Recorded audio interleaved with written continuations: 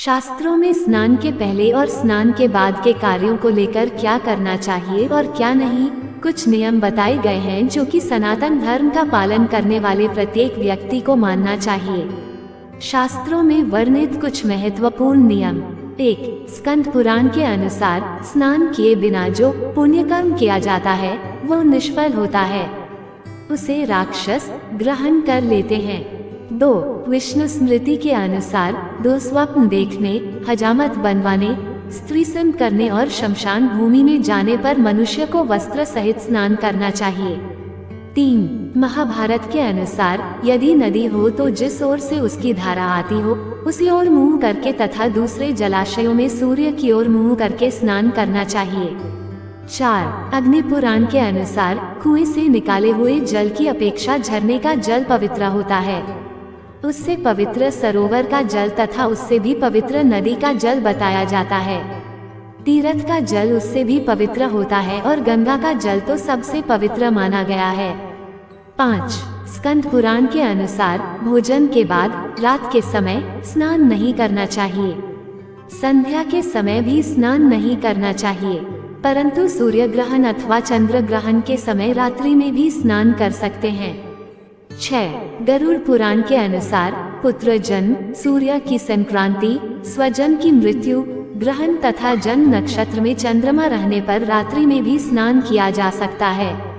7. चरक संहिता के अनुसार बिना शरीर की थकावट दूर किए और बिना मुख धोए स्नान नहीं करना चाहिए। 8. नीतिवाक्यामृत के अनुसार सूर्य की धूप से संतप्त व्यक्ति यदि तुरंत बिना विश्राम किए स्नान करता है तो उसकी दृष्टि मंद पड़ जाती है और सिर में पीड़ा होती है।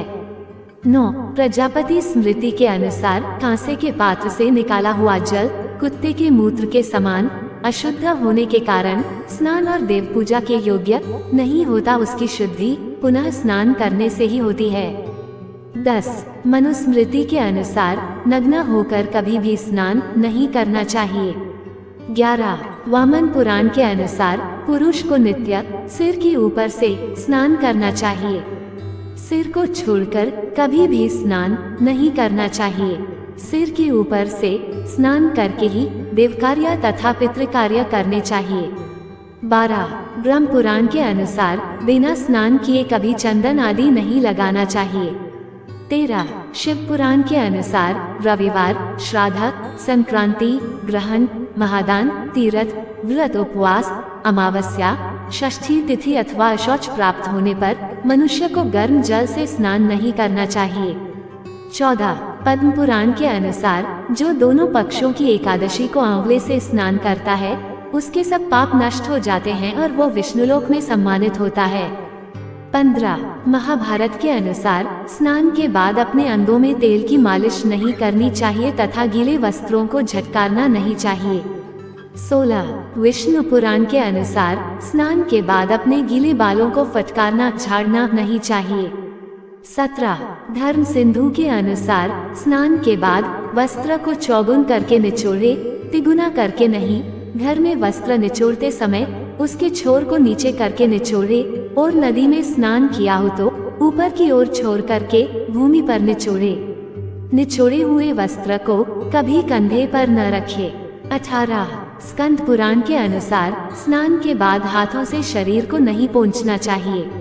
19. वाधूल स्मृति के अनुसार स्नान के समय पहने हुए भीगे वस्त्र से शरीर को नहीं पोंछना चाहिए, ऐसा करने से शरीर कुत्ते से चाटे हुए के समान अशुद्ध हो जाता है जो पुनः स्नान करने से ही शुद्ध होता है। वीडियो को अंत तक देखने के लिए धन्यवाद। कृपया हमारे चैनल को सब्सक्राइब करना ना भूलें, साथ ही अपने अमूल्य कमेंट भी करें ताकि हम इसी तरह सनातन संस्कृति का प्रसार करते रहें।